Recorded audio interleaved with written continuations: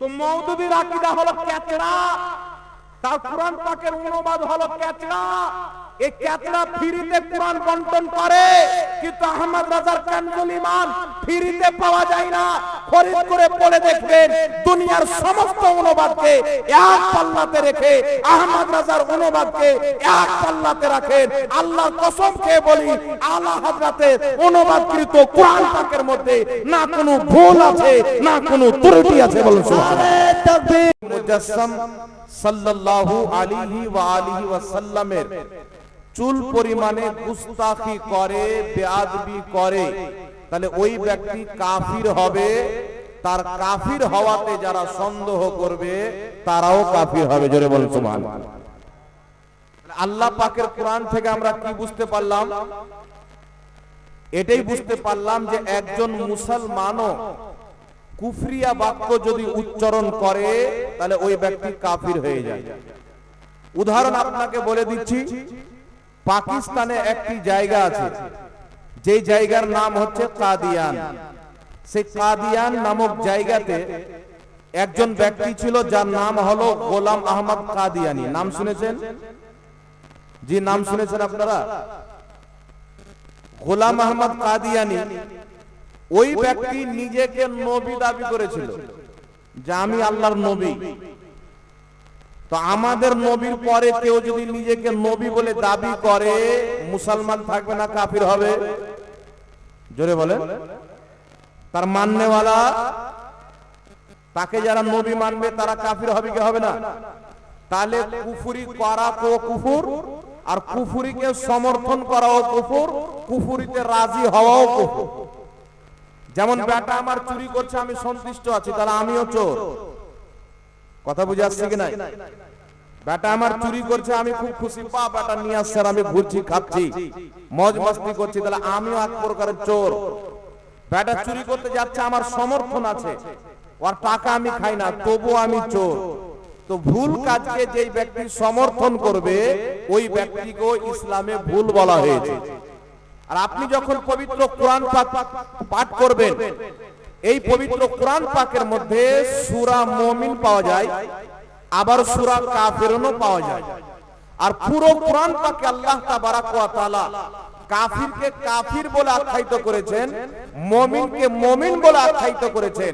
অর্থাৎ আল্লাহ পাকের কোরআন আমাদেরকে শিক্ষা দিয়েছেন যে কিয়ামত পর্যন্ত কাফিরকে কাফির বলা, মুমিনকে মুমিন বলা, এটা হচ্ছে আল্লাহর কোরআনের বিধান। জোরে বল সুবহানাল্লাহ। এটা কার বিধান? আল্লাহর কোরআনের বিধান। এখন যদি কোনো মাওলানা সাহেব বেরিয়ে যায় আর বলে হুজুর কাউকে কাফির বলার দরকার নাই, কিছু মৌলবি বাবা ইউটিউবে আসে, আল্লাহ পাক এখন সবাইকে মোবাইল দান করেছেন। এই যে মোবাইল, এই মোবাইল রাত্রে ঘুমাবে, খুলবে, দেখছে একটা মৌলবি এসে মাথাতে বহুত বড় ঘুমটা দিয়ে আছে, মনে হচ্ছে সুফি সাহেব লোক হবে, বক্তব্য শুনতে আরম্ভ করে দিল। কিন্তু ও যে কি প্রচার করছে এটা কিন্তু সাধারণ মানুষ বুঝছে না। তো এদের ঝালাস কিছু কিছু আমাদের টানাটান টিটিএস এলাকাতেও ঢুকে পড়ে। মানে কিছু লোকের ঈমান কমজোর হয়ে যায়। এ বলছে কি যে আপনার বাড়ির পাশে যদি কোনো হিন্দু বাস করে তাহলে তাকেও কাফির বলা যাবে না। তাহলে একজন হিন্দু ব্যক্তি যিনারা মূর্তির পূজা করে আল্লাহকে বাদ দিয়ে, অগ্নি পূজক, মূর্তি পূজক, পাথর পূজক, এদেরকে যদি কাফির না বলা যায় তো কাফির কাকে বলা যাবে? কথা বুঝে আসছে? ওই মৌলবীকে জিজ্ঞাসা করেন কেন কাফির বলবো না, তো মৌলবী বলবে এই জন্য যদি মরার আগে মুসলমান হয়ে যায়। তাহলে তোমার শাশুড়িকে শাশুড়ি বলিও না, হতে পারে তোমার শ্বশুর তালাক দিয়ে দিবে, নাকি বলে? তাহলে মাকে মা বলিও না, হতে পারে অন্য কারোর সাথে পালিয়ে যেতে পারে। তোমার স্ত্রীকে তোমার স্ত্রী বলিও না, হতে পারে তোমার কিছুদিন পরে তোমার কাছ থেকে তালাক নিয়ে অন্য কাউকে বিয়ে করে নিতে পারে, নাকি বলে? তো এইগুলো হচ্ছে জাহিল, যারা বক্তা সেজে, মৌলবি সেজে মানুষকে পথভ্রষ্ট করে। ব্রাদার ইসলাম, আমাদেরকে দ্বীন বুঝতে হবে। আর দ্বীনের মধ্যে নবী পাক সাল্লাল্লাহু আলাইহি ওয়াসাল্লাম বলেন, মিশকাত শরীফ ঈমানের অধ্যায়ে হাদিস, রাসূল পাক বলছেন বুনিয়াল ইসলাম আলা খামসিন, ইসলামের বুনিয়াদ, ইসলামের মূল, ইসলামের ভিত হচ্ছে পাঁচটি জিনিসের উপরে। কটি জিনিস? ইসলামের ভিত পাঁচটি জিনিসের উপরে।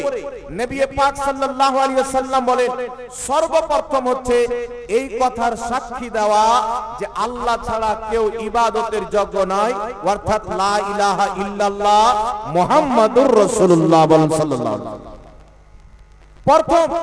দ্বিতীয় নাম্বার চলে আসছে নামাজ, রোজা, হজ, যাকাত। প্রথম লা ইলাহা ইল্লাল্লাহ মুহাম্মাদুর রাসূলুল্লাহ, আল্লাহকে এক মানা, অর্থাৎ একজন ব্যক্তি যতক্ষণ পর্যন্ত আল্লাহকে এক না মানবে ততক্ষণ পর্যন্ত মুসলমান হবে না। নবী মুস্তাফাকে আল্লাহর নবী না মানবে ততক্ষণ পর্যন্ত মুসলমান হবে না। যেই ব্যক্তির লা ইলাহা ইল্লাল্লাহ ঠিক থাকবে, মুহাম্মদ রাসূলুল্লাহর প্রতি ঈমান ঠিক থাকবে, ওই ব্যক্তির উপরে চারটা জিনিস ফরজ হবে: নামাজ, রোজা, হজ, যাকাত। ঠিক না বেটি? জোরে বলে। আপনাকে একটা উদাহরণ দিচ্ছি, শরীয়তের ফতোয়া হলো একজন ব্যক্তিকে আল্লাহ পাক 60 বছর বয়স দান করেছেন, 60 বছর। ওই ব্যক্তি 40 বছর পর্যন্ত হালাতে কুফরিতে ছিলেন, অমুসলিম, ইহুদি বা খ্রিস্টান বা অন্য কোন ধর্মের ব্যক্তি। 40 বছর বয়সে ওই ব্যক্তিকে আল্লাহ হেদায়েত দিল। ওই ব্যক্তি চিন্তা করলো যে এখন আমি মুসলমান হব। তো 40 বছর বয়সে ইসলাম ধর্ম গ্রহণ করলো।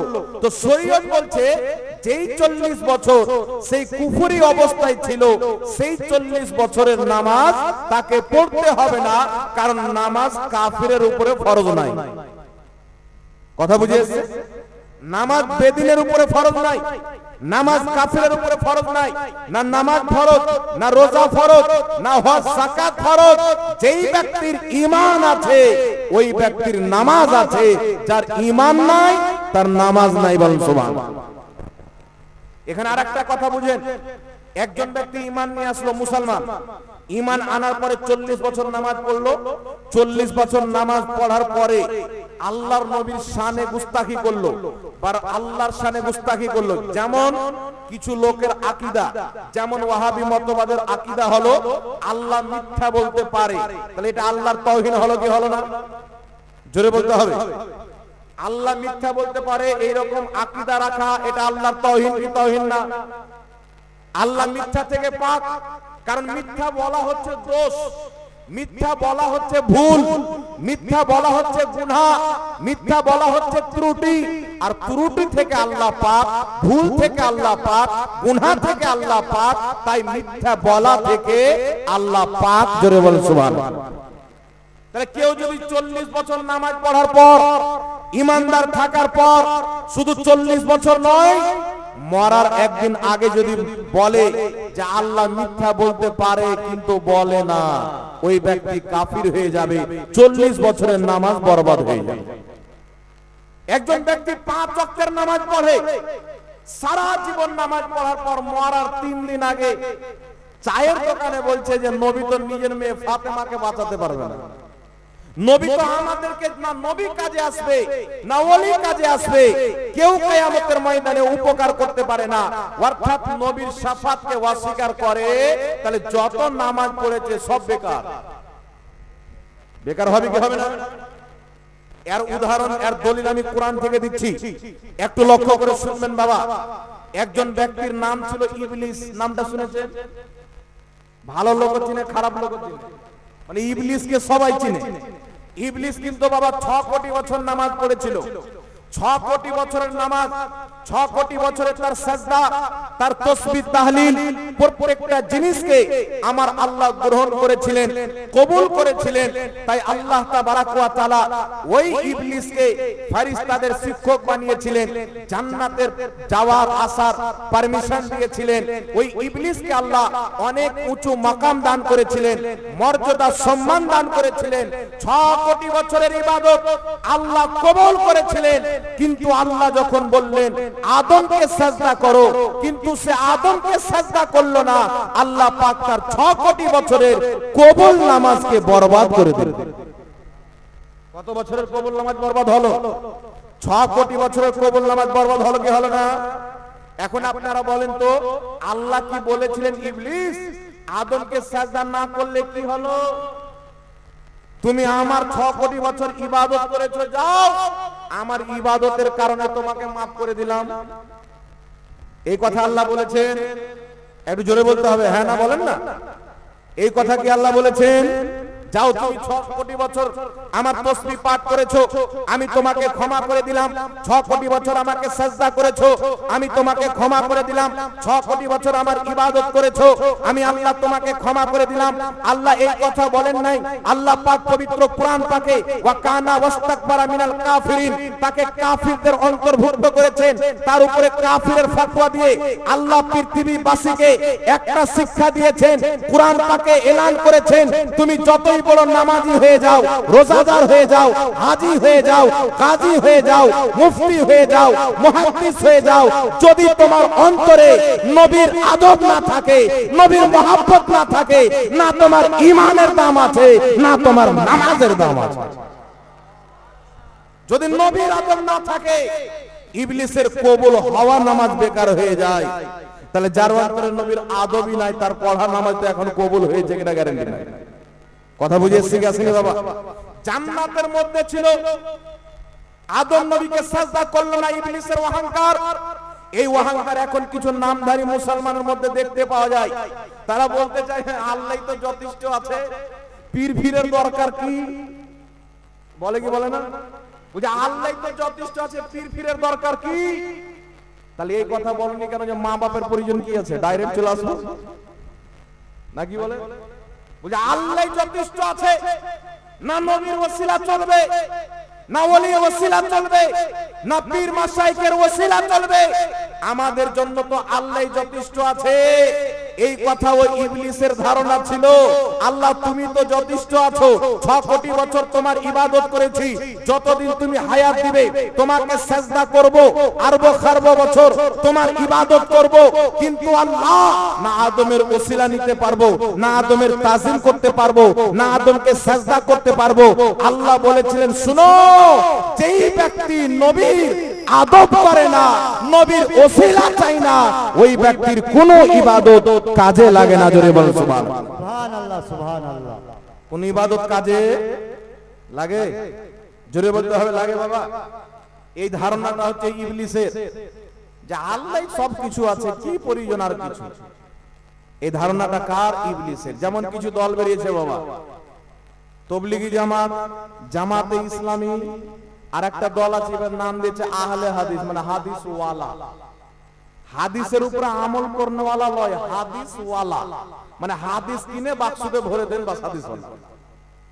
আর যারা হাদিসের উপরে আমল করে তারা আহলে হাদিস নয়, আহলে সুন্নাত, নবীর হাদিসে আমল করনেওয়ালা। জোরে বলেন সুবহানাল্লাহ। তাই আমরা মানুষকে বলতে চাই যে এক জামানা ছিল আল্লাহ তাবারাক ওয়া তাআলার নিকটে ইবলিস তাওহীদকে অস্বীকার করেনি, আল্লাহর একত্ববাদীকে অস্বীকার করেনি। ফেরেশতারা একদিকে, ইবলিস একদিকে।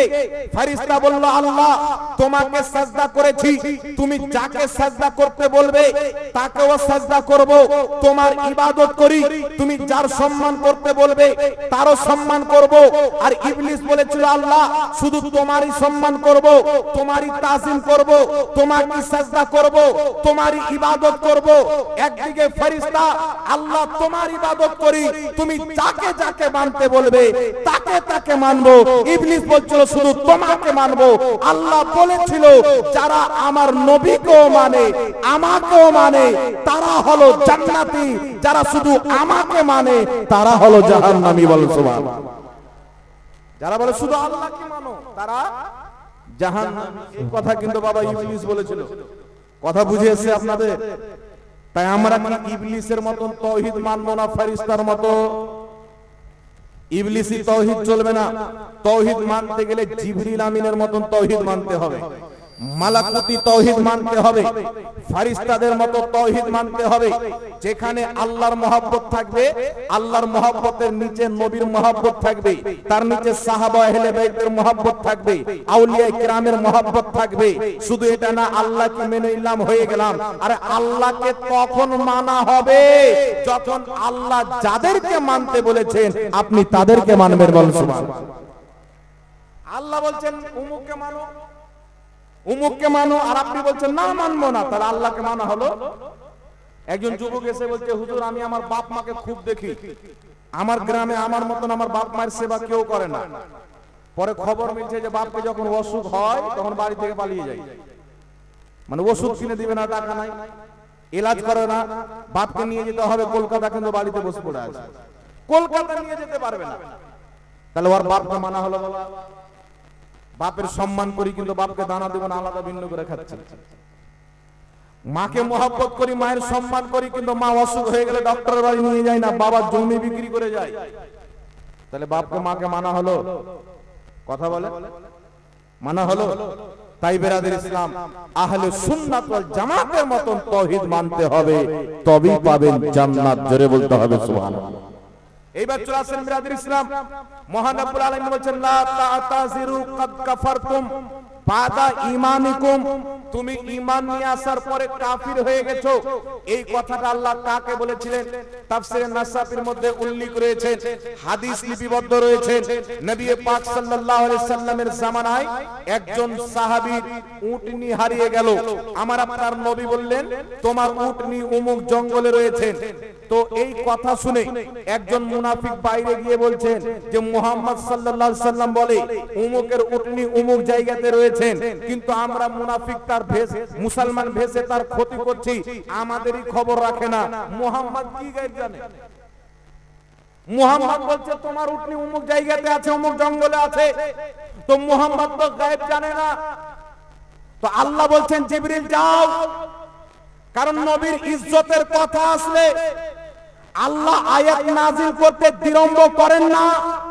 যেখানে যেমন প্রয়োজন পড়ে আল্লাহ নিজের নবী মুস্তাফার সম্মানকে বয়ান করে। জোরে বলে সুবহানাল্লাহ।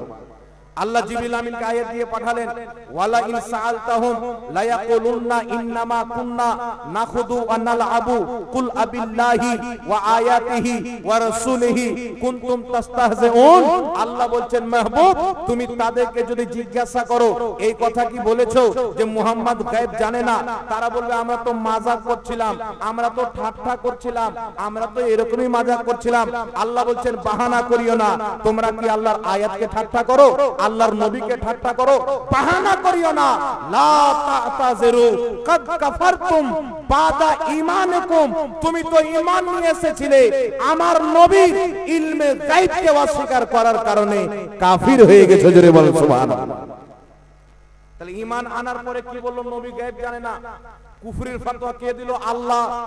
তাহলে এই কোরআনের বিধান শুধু 1450 বছর পূর্বে ছিল না, কিয়ামত পর্যন্ত? কথা বলতে হবে বাবা। কোরআন পাকের বিধান শুধু 1500 বছর পূর্বে চলতো না, আজও চলে।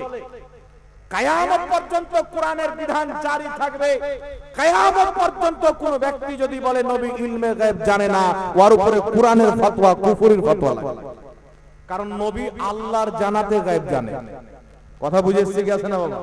আল্লাহর জানাতে জানে, আল্লাহ যতটুকু জানিয়েছেন ততটুকু জানে, এই বিশ্বাস রাখতে হবে।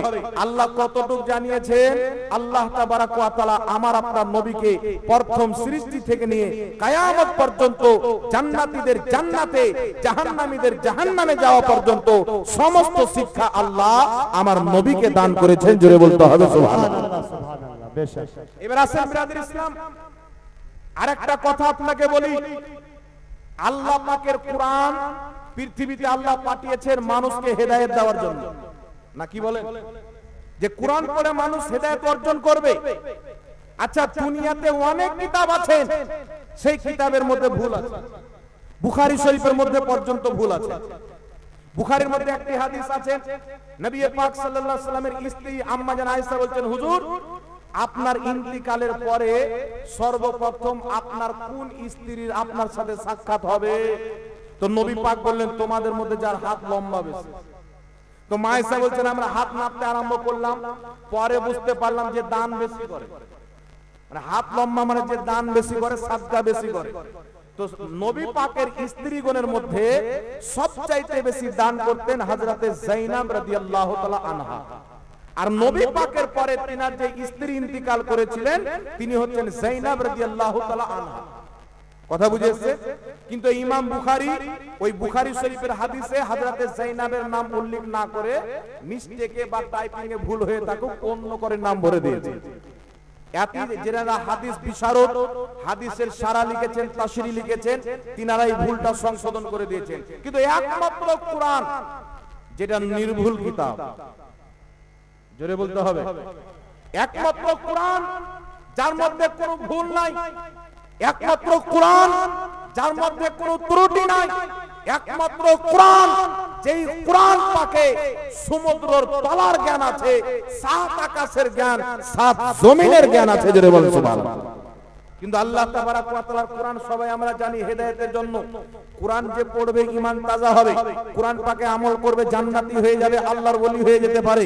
এই পবিত্র কোরআন পাক মানুষকে হেদায়েত দিতে এসেছেন, কিন্তু আল্লাহ বলছেন কোরআন পড়ে হেদায়েতও পাবে, গুমরাহও হবে।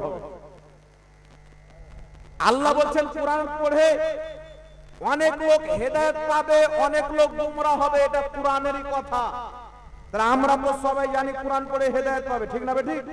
কিন্তু কোরআন পড়ে গুমরাহ হবে এটা বুঝতে পারলাম না। কিন্তু বাবা এই জামানাতে যারা আছেন তারা বুঝতে পেরেছে। এই জামানাতে আমরা বুঝতে পেরেছি যে কোরআন পড়ে কেন গুমরাহ হবে। এখন নতুন নতুন ফিরকার নতুন নতুন কোরআনের অনুবাদ। একটি দল বেরিয়েছে জামাতে ইসলামী নামে দল।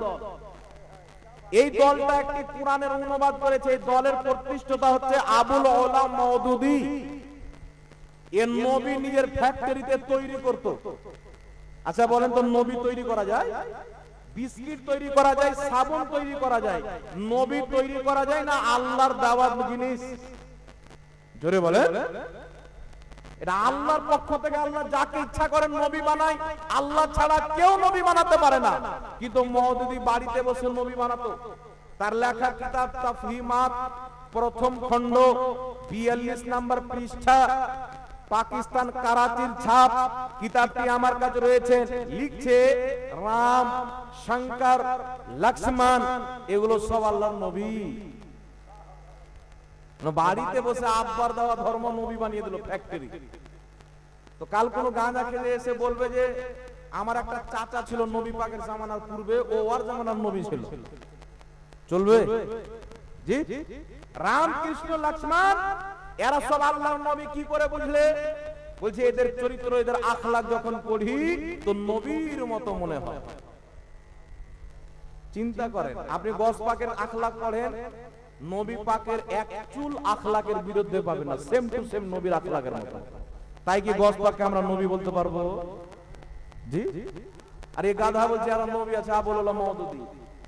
একে খাড়ো কে করলো? এর বাড়ি হচ্ছে হায়দ্রাবাদ, জন্মস্থান হায়দ্রাবাদে, পরে পাকিস্তান গিয়েছিল পাঞ্জাবে। আল্লামা ইকবাল, ডক্টর ইকবাল তাকে ডেকেছিল। পাকিস্তানের পাঞ্জাবে বসবাস করতে করতে একটা মানে দল তৈরি করলো। দলটার নাম দিল জামাতে ইসলামী।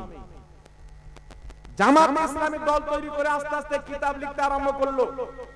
তার কিছু আকীদা আপনাদেরকে গনিয়ে দিচ্ছি। তার আকীদা হচ্ছে যে নবীগণ মাসুম না। ইসলামের আকীদা হচ্ছে আল আম্বিয়াও মাসুমুন, প্রত্যেক নবী মাসুম, অর্থাৎ নবীগণের দ্বারাই না ছোট গুনাহ হতে পারে না বড় গুনাহ হতে পারে। এখন আপনি বলবেন যে আদম আলাইহিস সালাম তো একটা ফল খেয়েছিলেন, আল্লাহ খেতে নিষেধ করেছিলেন, তাহলে এটা গুনাহ হলো না? না, এটা গুনাহ না। এটা হচ্ছে খাতায়ে ইজতিহাদি। মুজতাহিদ যখন ইজতিহাদ করে কোরআন সুন্নাহ থেকে কোনো মাসলা বের করে বা কোনো কাজ করে, কাজটা যদি সঠিক হয় 2 নেকি পাবে, ভুল যদি হয় 1 নেকি পাবে। এটা মুজতাহিদ। তো আদম আলাইহিস সালামের ওটা খাতায়ে ইজতিহাদি ছিল, অতএব কোনো গুনাহ নয়। আমরা যদি ভুল করি, একজন গাড়ি চালাচ্ছে ভুল করে দেয়, 10টা লোকের উপরে চাপিয়ে দেয়, তো মার্ডার হয়ে যায়। আপনি যদি ভুল করেন তো মার্ডার হয়ে যেতে পারে, ঈমানও চলে যেতে পারে। কিন্তু আদম আলাইহিস সালাম একটা খাতায় ইজতিহাদি করেছে, সারা দুনিয়া আবাদ হয়ে গেছে, বল সুবহানাল্লাহ। একটা খাতায় ইজতিহাদির কারণে ওই আদমের সন্তান নূহ আলাইহিস সালাম, ইব্রাহিম আলাইহিস সালাম, আমার নবী, আপনার নবী, আপনি আমি আজকে যে এখানে আছি, আদম আলাইহিস সালামের ফল খাওয়ার কারণে। ফল যদি না খেতেন জান্নাত থেকে বের হতো না। তাহলে ওটা কোন ভুল ছিল? এটা আমার আপনার ব্রেনে আসবে না। তাই নবীগণ মাসুম আকীদা রাখতে হবে। কিন্তু আবুল ওলা মওদুদি নিজের সাওয়ালাত কিতাবের মধ্যে কি লিখছেন? স্পষ্ট ভাবে নিজের রিসালার মধ্যে লিখতেছে যে মুসা আলাইহিস সালাম কবিরা গুনাহ করেছেন। মুসা আলাইহিস সালাম কবিরা গুনাহ করেছেন। মানে বড় গুনাহ করেছেন। এটা হচ্ছে আবুল ওলা মওদুদির মত। তাহলে যেই ব্যক্তি বলবে যে নবীগণের ব্যাপারে যে বড় গুনাহ করেছেন, কবিরা গুনাহ করেছেন, ওই লোকটার ঈমান থাকতে পারে? তারপরে লিখছে কি শুনেন, তারপরে লিখছেন যে হযরত উমর ফারুক রাদিয়াল্লাহু তাআলা আনহু অনেক সিদ্ধান্ত ভুল করেছেন। লিখছে খোলাফায়ে রাশিদিন যারা নবীর খলিফা তাদের আদেশ গ্রহণ করা যাবে না, কিন্তু আমার আপনার নবী বলছেন আলাইকুম বিসুন্নতি ওয়া সুন্নতি খোলাফায়ে রাশিদিন আল মাহদিয়িন, আমার সুন্নাত আমার খলিফাদের সুন্নাত তোমাদের জন্য জরুরি। জোরে বলো সুবহানাল্লাহ। নবী বলছেন আমার সুন্নাত মানো, আমার খলিফাদের সুন্নাত মানো, আর এ বলছেন নবীর খলিফার হুকুম সুন্নাত আমল করা যাবে না, মানা যাবে না। এটা তো কয়েকটা শুনলাম, হাজারো গুমরাহি আকীদা, কুফরিয়া আকীদা এই লোকটার মধ্যে বিদ্যমান। এই লোকটা একটি নতুন মাযহাব তৈরি করলো যার নাম দিল জামাতে ইসলামী। একে দাঁড় কে করালো ইংল্যান্ড থেকে ইংরেজেরা যে তুমি একটা ফিরকা তৈরি করো। গোলাম আহমদ কাদিয়ানীকে দাঁড় করে কাদিয়ানী ফিরকা তৈরি করলো ইহুদি নাসারারা। আবুল ওলা মওদুদীকে দাঁড় করিয়ে জামাতে ইসলামী ফিরকা তৈরি করলো। মুহাম্মদ বিন আব্দুল ওয়াহাব নজদীকে কিনে দাঁড় করিয়ে ওয়াহাবি আহলে হাদিস মতবাদকে জন্ম দিল। কাসিম নানতাউইকে খরিদ করে আপনার দেওবন্দি মতবাদকে জন্ম দিল। কিন্তু আলহামদুলিল্লাহ আহলে সুন্নাত ওয়াল জামাতের আজ পর্যন্ত কোনো আলিমকে না কোনো টাকা কিনতে পেরেছে, না কোনো সম্পদ কিনতে পেরেছে। ইমামে আহলে সুন্নাত আলা হযরত সুন্নিদের ইমামের নিকটে নানপাড়ার বাদশার চেলা এসে বলছে আপনি তো অনেক সুন্দর কবি লেখেন, একবার আমাদের বাদশাদের শানে লেখেন, আপনাকে ধন সম্পদ দিয়ে মালামাল করে দিব। আলা হযরত লিখছেন করো মদহা আহলে তওয়াল রাজা পড়ে ইস বালা में मेरी बाला मैं कदा हूं अपने करीम का मेरा दीन পা रहा है। সুবহানাল্লাহ সুবহানাল্লাহ। বেশক আলা হযরত বলছে দুনিয়ার কোন সম্পদ আমাকে খরিদ করতে পারে না, আর আমি দুনিয়ার কোন বাদশার ব্যাপারে লিখতে পারি না। আমি মুস্তাফার গোলাম, মুস্তাফার শানে লিখবো। জোরে বল সুবহানাল্লাহ। এইগুলো দল তৈরি হয়েছে বাবা। এরা কি করলো, ইংল্যান্ড থেকে তাকে টাকা দেওয়া হলো। আমরা আহলে সুন্নাত ওয়াল জামাত আমাদের মুফতি কয়েকটা নাম বলছি, আপনারা হয়তো চিনতে পারবেন। মুফতি আমজাদ হোসেন সিমনানি, নাম শুনেছেন? মুফতি আমজাদ হোসেন সিমনানি আপনাদের কালিয়াচকে থাকেন।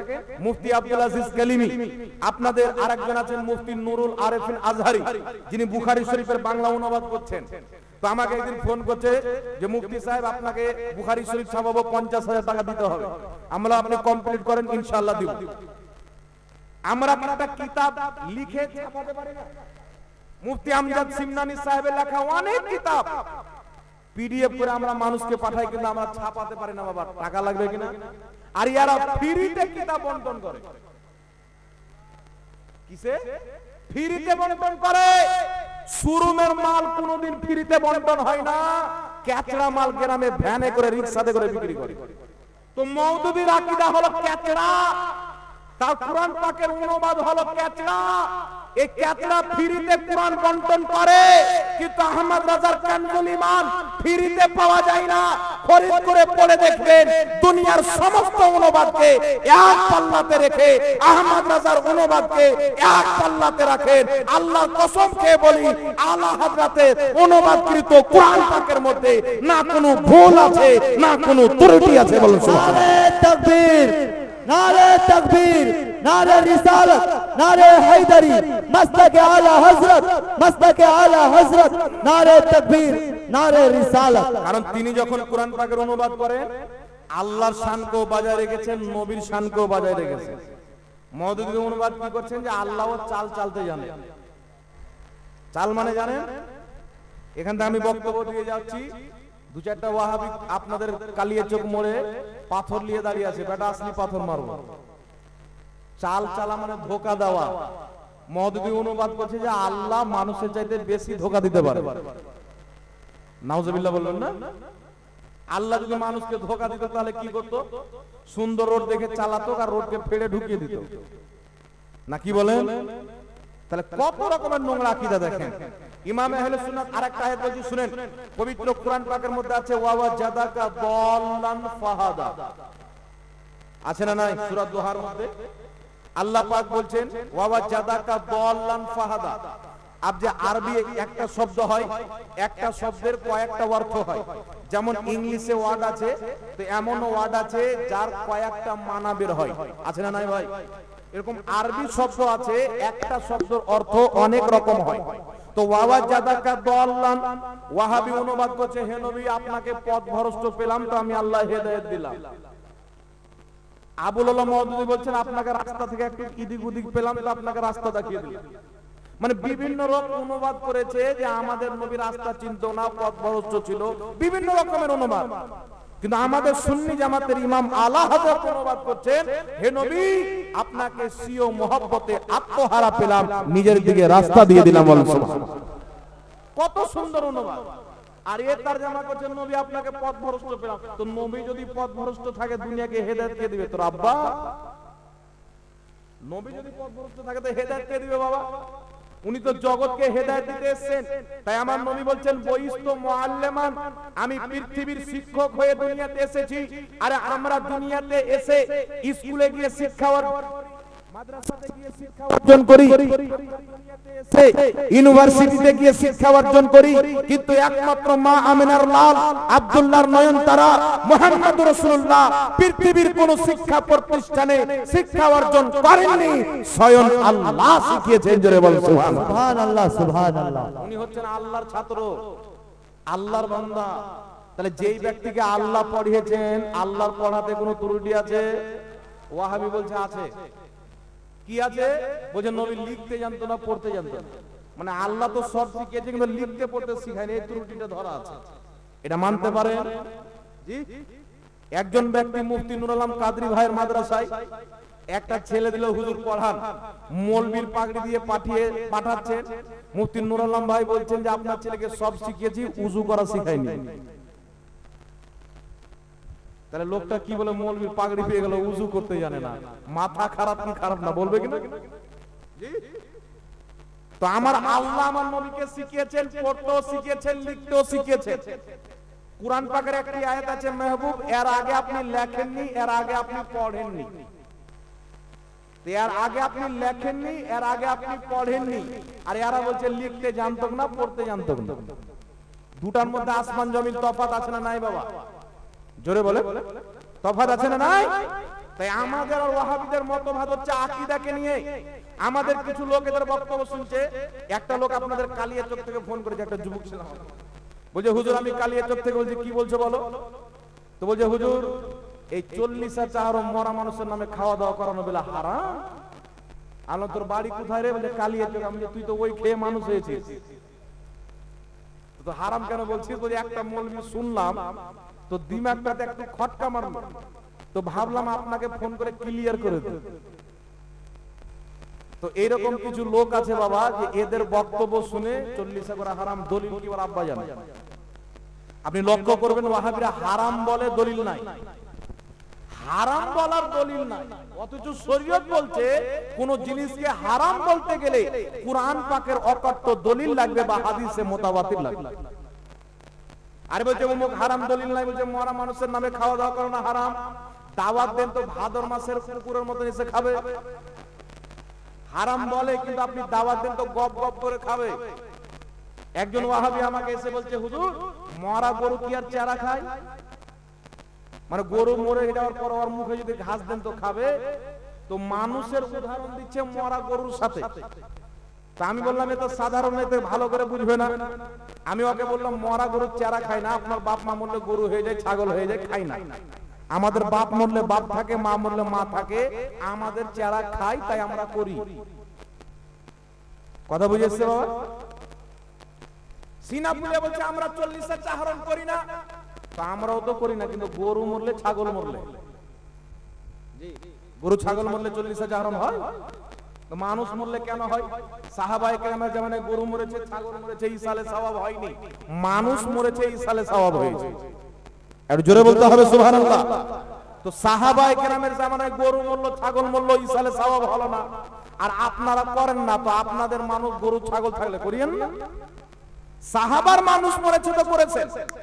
আপনাদের সম্মুখে কয়েকটি দলিল দিচ্ছে বাবা, লক্ষ্য করে শুনবেন। এই বিষয়টা একটু ক্লিয়ার করে দিই, মানুষের ব্রেনে গুণ ঢুকে যায়। একটা লোক আছে ওর বেটির বিয়ে দিয়েছে ওয়াহাবির বাড়ি।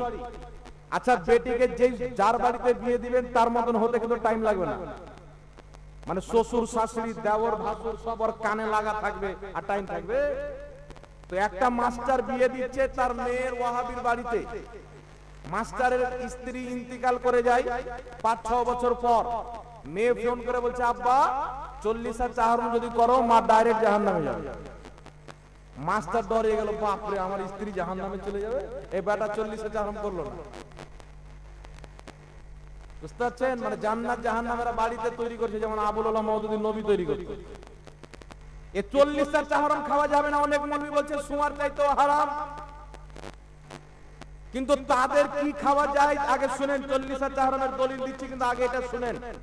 40 আর চাহরমের খাবার খাওয়া কি হারাম? মুহররমুল হারামের খিচুড়ি খাওয়া কি হারাম? জশ্নে ঈদ মিলাদুন নবীর বিরিয়ানি খাওয়া কি হারাম? শাবে বারাতের হালুয়া খাওয়া কি হারাম? আচ্ছা ওয়াহাবি ভাই, সব তো হারাম, তোমাদের হালাল জিনিস খুলি। ওয়াহাবিদের গুরু ওয়াহিদুস জামা নিজের কিতাব হাদিয়াতুল মাহদির 65 নাম্বার পৃষ্ঠার মধ্যে লিখছে, গরু, ছাগল, মুরগা, মুরগি, যত রকম পশু পাখির মাংস খাওয়া হালাল, এদের পেশাব পাখানা পবিত্র হালাল। তাহলে বেটা মুরগা সুন্নিরা খাবে, গুতো রাখা। তাহলে চিন্তা করেন। শুধু তাই নয়, এটা একটা ভদ্র সভা মা বোনেরা আছে। আল্লাহ তাবারাক ওয়া তাআলা আমাদের শরীরের মধ্যে অনেক কিছু দিয়েছেন। পেশাব করলে ধুয়ে নিলে পাক হয়ে যায়, ঠিক না? পাখানা করলে ধুয়ে নিলে পাক হয়ে যায়। কিন্তু কোন ব্যক্তি যদি স্বপ্ন দোষ হয়ে যায়, তাহলে গোসল ফরজ হবে কি হবে না? স্বপ্ন যদি গোসল ফরজ হয়, স্বপ্ন দোষ হয়, ওটাও রক্ত। সেই রক্তটা পাক না না পাক? ওয়াহাবি মোল্লা বলছে পাক। আমার মোবাইলে ভিডিও আছে, তাদের কিতাব আছে হাদিয়াতুল মাহদি, স্পষ্ট ভাবে লেখা আছে মানুষের মানি বীর্য পাক। একজন প্রশ্ন করছে, হুজুর পাক, তাহলে পাক জিনিস তো খাওয়া হালাল, বলছে আপনার ইচ্ছা হলো খান। সত্য কথা বলছি, আপনাকে মজাক না এটা। তাহলে এদের ব্রেন আপনি চিন্তা করেন। হালুয়া খাওয়া নবীর সুন্নাত। ইবনে মাজাহ শরীফের হাদিস, বাবুল হালওয়া। মায়েশা বলছেন, ক্বালাতু আয়েশা সিদ্দিকা রাদিয়াল্লাহু তাআলা আনহা, কানান নবী সাল্লাল্লাহু আলাইহি ওয়াসাল্লাম ইউহিব্বুল হালওয়া ওয়াল আসালা। মায়েশা বলছেন, নবী পাক সাল্লাল্লাহু আলাইহি ওয়াসাল্লাম খাদ্যের মধ্যে সবচাইতে বেশি হালওয়া খেতে ভালোবাসতেন। জোরে বলুন সুবহানাল্লাহ। নবী হালুয়া খেতে ভালোবাসতেন। আমরা সুন্নিরা শাবে বারাতে খাই, ঈদের দিন খাই, অন্য দিনে খাই, কারণ এটা নবীর পছন্দ খাবার, সুন্নাত।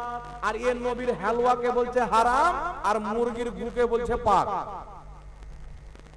তাহলে চিন্তা করছেন বাবা।